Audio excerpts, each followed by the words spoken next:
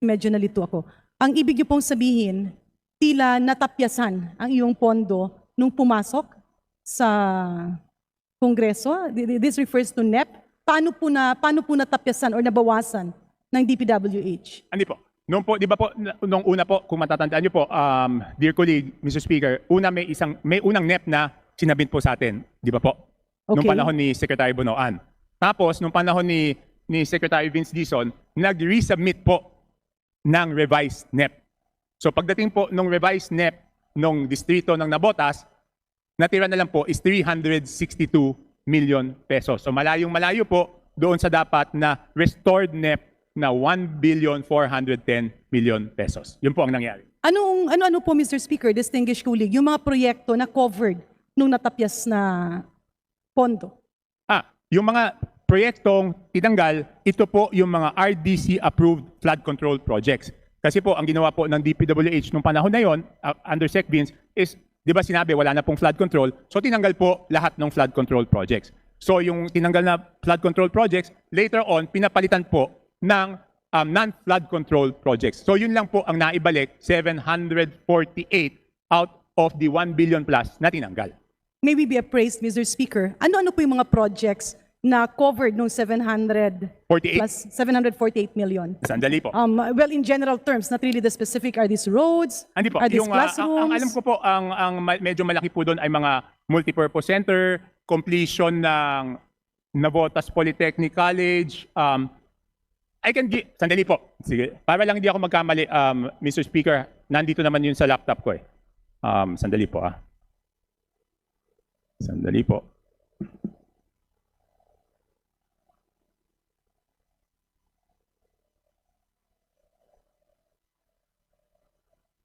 Yan.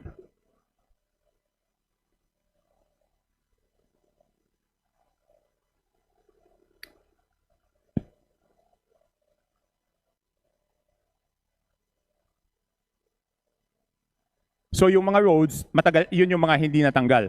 Ang mga dinagdag doon is, for example, multipurpose building doon sa may Barangay Sipak, isang 150, isang multipurpose building ulit. So karamihan po ay multipurpose building na lang ang pinalit po doon.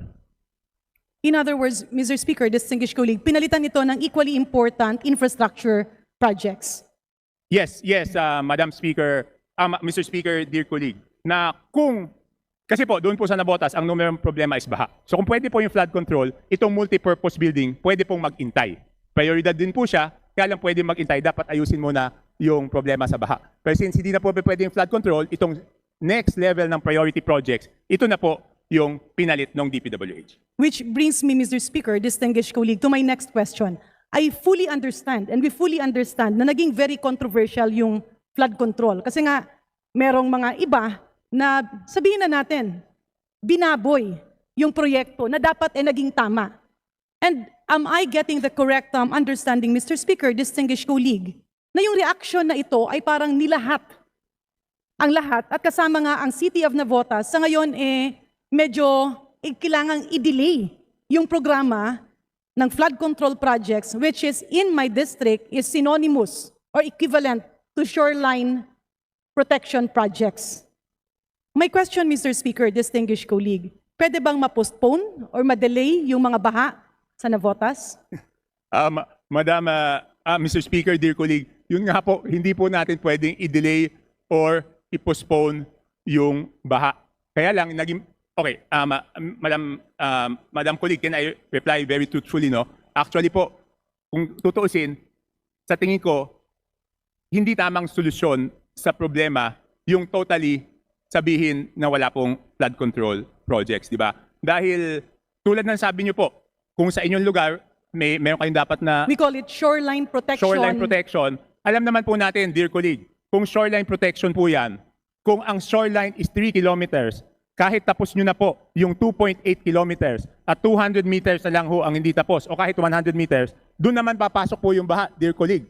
So hanggat hindi po kompleto ang shoreline protection, hindi po effective yung flood control project. Ang mangyayari po dyan, dear colleague, yung ginastusan na shoreline protection ay hindi pinapakinabangan ng tao hanggang hindi po tapos, dear colleague.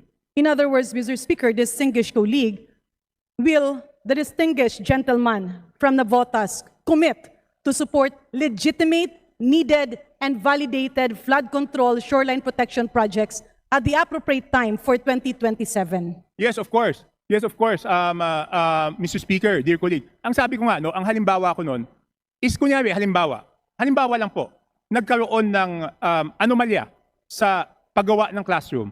Ang ibig sabihin po ba noon, dear colleague, is isang taon tayong hindi magtatayo ng classroom? Mr. Speaker, I agree to the Honorable Chanco. At tama po kayo. Just say for my instance, Mr. Speaker, distinguished colleague, we call that Iloilo Antique Road. It's connecting the city of Iloilo to the province of Antique. At dahil nga pinutol yung section ng National Road, ay ngayon kinakain ng dagat dahil open sea yan. At sayang naman yung ginawang highway kasi halos may malakas na bagyo, ito ay natatanggal, nasisira. At kaya ngayon, andun ulit yung risk na maputol yung connectivity ng probinsya ng Antique to the rest of Iloilo, including their access to educational institutions, financial institutions, the main port of Iloilo, and even the airport. That's why, Mr. Speaker, distinguished colleague, I laud the Honorable Toby Chanco for standing up. No? Kasi a rotten egg should not be translated to a sacrifice of the whole country. In addition, Mr. Speaker, distinguished colleague, narinig ko kanina si Congressman Erice. At yun nga ang paulit-ulit, and I remember asking Secretary Bunoan, then Secretary Vince Dizon, what is really the basis of allocation? Because in Region 6, I'm not sure, but I think my congressional district gets the lowest allocation of infrastructure projects. Not to mention the fact that we have the longest coastline, the many and numerous barangays and farms, and even tourism destinations. That is why, Mr. Speaker, distinguished colleague, sa pagkakataong ito, will the Honorable Chanco agree in saying that we should have a system in place for equitable allocation of resources? Kasi nawala yung equitable allocation ng resources, depende kung sino yung malapit, depende kung sino yung nakakapasok, at depende kung sino yung malakas ang bulong, which is unfair when we talk about good governance. And Mr. Speaker, idagdag ko lang if the Honorable Chanco will agree to this, hindi kaya nawala ito. Kasi if you remember, nagkaroon ng allocation ng, was it 70-30? 70% national roads, 30% local, and then it shifted to 60-40. Mr. Speaker, alam po ba ng ating kagalang-galang na kongresista, saan pinulot itong formula na ito? Honestly, Mr. Speaker, dear colleague, hindi ko rin po alam yung formula. Ang nangyayari lang po, di ba po, alam naman natin, pag tinanong natin, anong basihan? Sasabihin lang sa atin, may formula. Pero hindi po natin alam kung saan galing yung formula. And I truly agree with our dear colleague na kung may naging problema yung iba at sinamantala yung flood control projects, dapat naman yung maayos na pagpatupad ng flood control projects ay sana, no, syempre ang wish natin, hindi po naisama. Dahil tulad na nasabi nyo, hanggat hindi po tapos at hindi po selyado yung flood control projects, hindi po napapakinabangan. Ang nangyayari, yung ginastos na pondo po, ay nasasayang. Di ba po, dear colleague? I agree to that, Mr. Speaker. And in the interest of time, ang panawagan ko lang, Mr. Speaker, distinguished colleagues, wala na si Undersecretary Cathy Cabral ng DPWH na patuloy at paulit-ulit na pinamumukha sa kanila sa atin yung tinatawag natin nilang formula ng 70-30 or 60-40. But mind you, Mr. Speaker, distinguished colleague, hindi ba't itong formula nito ay bigla na lang ipinanganak at binuhay a few years back and it has become a reason. Kasi sasabihin, wala ka ng national road, kaya hindi ka na pwedeng madagdagan ng budget. But what is actually happening is that the chunk of budget is being diverted to unnecessary flood control projects na sana yung ceiling na iyan ay hindi galawin because even if you don't have a national road, you have provincial roads, you have municipal roads, you have secondary roads, you have barangay roads. And as part of inclusive government, each and every peso paid by the taxpayer should be spent back on those who need it, not by an unwritten formula that does actually exist and should not have been used in the first place. Mr. Speaker, distinguished colleague, marami pa sana akong gustong itanong sa ating kagalang-galang na kongresista galing sa Navotas. However, we could have that discussion over a cup of coffee. I laud him for standing up. And may I appeal to my distinguished colleagues, let's review the process of allocating funds. Minsan tumatahimik na lang po ako, maingay ako sa maraming debate, but mind you, it's time for all of us to stand up and each and every Juan and Maria de la Cruz should receive the entitlement that government is due to give to them. Maraming salamat, Mr. Speaker. Maraming salamat, distinguished colleagues. Yes, maraming salamat po. Thank you, Deputy Speaker Janet Garin. Majority Leader. Mr. Speaker, I move to refer the speech of the Honorable Toby Tiangco to the Committee on Rules for its appropriate action. Is there any objection? The chair hears none. The motion is approved. The speech of Honorable Tiangco and all the interpellations is referred to the Committee on Rules for appropriate action. Majority Leader. Mr. Speaker, may I move to acknowledge the guests of the Honorable Timothy Joseph Tim Cayton of the Lone District of Nueva Vizcaya. They are Mr. Victor Martin, Mr. Kenneth Baclig, Stanley Dacanay, and R.G. Reyes.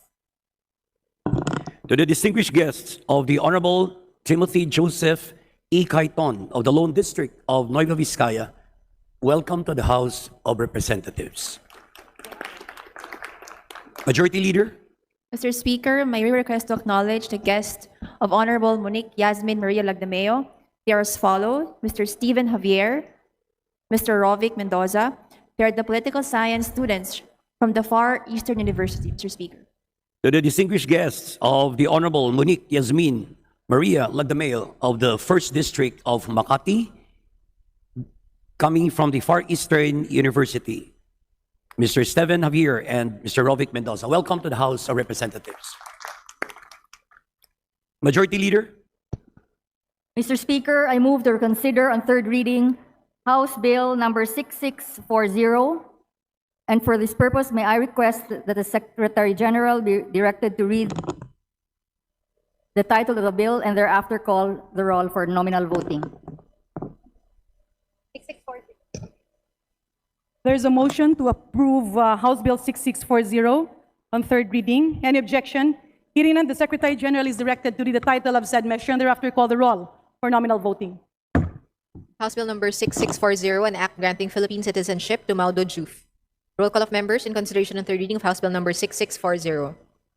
Abados Abante Asidre Acop Acosta Adyong Advincula Agrao Agyao Alano Alba Albano Almario Chino Miguel Almario Dennis Almonte Alvarez Jose Alvarez Mercedes Amante Amatong Ang Angara Angeles Aquino Magsaysay Arbison Munir Jr. Arenas Argancha Asisto Atayde Aumentado Ayon Bagao Balindong Baños Nograles Bancoro Barbers Peron de Bascu Bautista Claude Bautista Johan Monich Bautista Lim Beltran Benitez Alfredo Benitez Javier Miguel Bernos Ching Bernos JB Biron Bucobo Balilla Bondo Briones Bulut Bigtang, Cagas Calderon, Calixto Cabagdan Cari, Castro Caiton, Celeste, Sandanya, Siliza, Chan, Chua, Chuatay, Chungalaw Ko, Copilar, Kuangko Jaime Eduardo Mark, Kuangko Mark, Colliantes, Corvera, Cruz, Agatha, Cruz, Ricardo, Cruzado, Cua, de Gook, Dalog, De Anghirang, Daza, De Jesus, De Lima, De Venecia, Defensor, De Gamo, Del Mar, De Los Santos, De Macua, De Maguila, De Mapora, Imelda, De Mapor City, Amina, Diokno, Junisha, Domingo, Domogan, Duterte, Harold James, Duterte, Omar Vincent, Duterte, Paulo, Di Faustino, Michael Carlos, Di Ian Paul, Elago, Emano, Enverga, Erisa, Escudero, Espares, Espina, Estrella, Fer, Antonio, Fer, Jeffrey, Flores, Fortes, Frasco, Fresnedi, Fontebella, Galang, Galeos, Garbin, Garcia, Albert, Garcia, Dante, Garcia, Jose Arturo, Garcia, Karen Hope, Garcia, Maria Angela, Gordiola, Garin, Gatchalian, Gato, Glepago, Gomez, Gonzalez, Alexandria, Gonzalez, Alisa Micaela, Gonzalez, Christopher Sheen,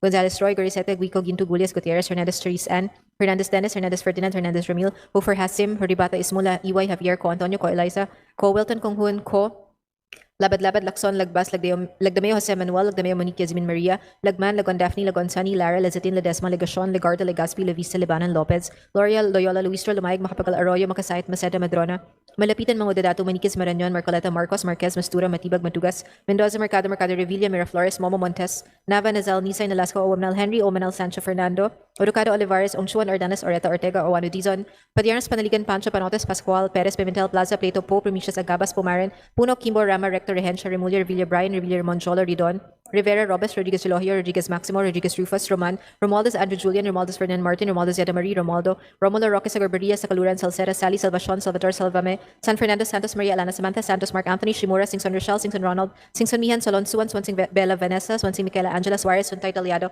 Tan Eman, Tan Joseph, Tan Keith Micah, Tan Reynolds Michael, Tan Samir, Tan Stephen James, Tan Shai, Tan Wat Coteriela, Teodoro Tering, Tevez, Tiangco, Tiang, Tino, Tolentino, Tuan, Tulfo, Jocelyn, Tulfo, Ralph Wendell, Tupa, Sutorti, Umali, Ungab, Uy, De Carlo, Uy, Roberto, Valeriano, Vargas, Alfonso, Veloso, Tuazon, Vergara, Villaferte, Miguel Luis, Villaferte, Vincent, Renata, Luigi, Villanueva, Villarica, Villago, Yam Suan, Yap Arthur, Yap Christopherson, Yap Edvic, Yap Eric, Yap John Gisnell, Yatko Inaris, U. Zel Victoria, U. Joseph Kim, Yulo, Zamora Maria Carmen, Zamora Isabel Maria Zubiri.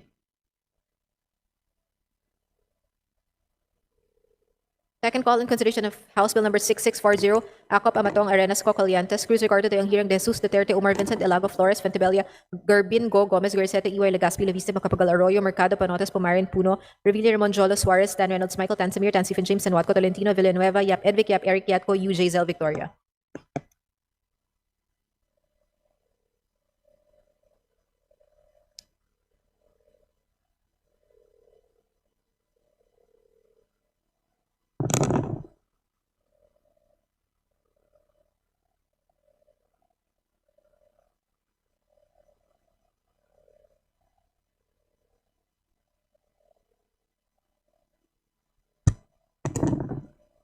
With 259 members voting in the affirmative, 0 in the negative, and 8 abstentions, House Bill 6640 is approved on third and final reading.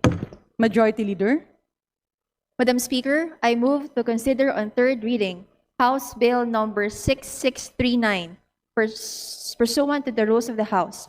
And for this purpose, may I request the Secretary General be directed to read and the title of the bill and thereafter call the roll for nominal vote. There's a motion to approve House Bill 6639 on third reading. An objection? Hearing none, the Secretary General is hereby directed to read the title of said measure and thereafter call the roll for nominal voting. House Bill number 6639, an act granting Philippine citizenship to Benny Francois Boatwright III. Roll call of members in consideration on third reading of House Bill number 6639. Abalos Abante, Axidre, Acop, Acosta, Adyong, Advincula, Agaraw, Agyao, Alano, Alba, Albano, Almario, Chino, Miguel, Almario, Dennis, Almonte, Alvarez, Jose, Alvarez, Mercedes, Samante, Amatong, Angara, Angeles, Aquino, Aquino, Magsaysay, Arbison Munir Jr., Arena Sarugansha, Asistio, Atay, Aumentado, Ayon, Bagao, Balindong, Baños, Nograles, Mangcoro, Barba, Barbers, Barona, Bascug, Bautista, Claude, Bautista, Joan Munich, Bautista, Lim, Beltran, Benitez, Alfredo, Benitez, Javier, Miguel, Benos Ching, Benos JB, Miron, Bocobo, Bonilla, Bondok, Briones, Bulut Begtang, Cagas, Calderon, Calixto, Cawagdan, Carrie, Castro, Caiton, Celeste, Sendanya, Sinisa, Chan, Chua, Chuatay, Shangalaw, Coco, Pilar, Cojuanco, Jaime, Eduardo, Mark, Cojuanco, Mark, Coliantes, Corvera, Cruz, Agatha, Cruz, Ricardo, Cruzado, Cuba, Dagok, Dalog, de Anghirang, Daza, de Jesus, de Lima, de Venecia, Defensor, de Gamom, Del Mar, de Los Santos, de Macua, de Magila, de Maporo, Imelda, de Maporo City, Amina, Diokno, Dionisio, Domingo, Domogan, Duterte, Harold James, Duterte, Omar Vincent, Duterte, Paulo, Di Faustino, Michael Carlos, Di Ian Paul, Elago, Emmanuel Enverga Eriza, Escudero, Espares, Espina, Estrella, Ferrer Antonio, Ferrer Jeffrey, Flores, Fortes, Frasco, Fresneti, Fentebelli, Galang, Galeos, Gerbin, Garcia Albert, Garcia Dante, Garcia Jose Arturo, Garcia Karen Hope, Garcia Maria Angela, Guardiola Garin, Gatchalian, Gato, Galepa, Gomez, Gonzalez Alexandria, Gonzalez Eliza Michaela, Gonzalez Christopher Sheen, Gonzalez Roy, Goriseta Gico, Ginto, Gulias Gutierrez, Hernandez Charisan, Hernandez Dennis, Hernandez Ferdinand, Hernandez Ramil, Hofer Hasim, Morebata Ismuda, EY Javier, Co Antonio, Co Elisa, O Co Wilton, Kong Hun, Co Labad Lacson, Lagbas, Lagdamay Jose Manuel, Lagdamay Monique, Yasmin Maria, Lagman, Lagon Daphne, Lagon Sunny, Lara, Lazatin, Lidesma, Ligacion, Legarda, Ligaspi, Levis, Silvanan, Lopez, Loria, Loyola, Luiso, Lumayag, Macapagal Arroyo, Makasait, Maceda, Madrona, Malapitan, Magdadatu, Manikis, Marañon, Marcoleta, Marcos, Marquez, Mastura, Matibag, Matugas, Mendoza, Mercado, Revilla, Miraflores, Momo Montes, Nava, Nazal, Nisay, Nolasco, Ominal Henry, Ominal Sancho Fernando, Odocado, Olivares, Songchuan, Ordanes, Oreta, Ortega, Juano Dizon, Padiernos, Panaligan, Pancho, Panotes, Pascual Perez, Pimentel, Plaza, Plato, Po, Primicia, Sagabas, Pumarin, Puno, Kimbo, Rama, Rector, Regencia, Rimulya, Revilla, Brian, Revilla, Ramon Jolo, Ridon, Rivera, Robles, Rodriguez, Elohio, Rodriguez, Maximo, Rodriguez, Rufus, Roman, Romualdez, Andrew Julian, Romualdez, Ferdinand Martin, Romualdez, Eda Marie, Romualdo, Romulo, Roque, Sagalbaria, Salvador, Salceda, Sally, Salvacion, Salvador, Salvamis, Fernando.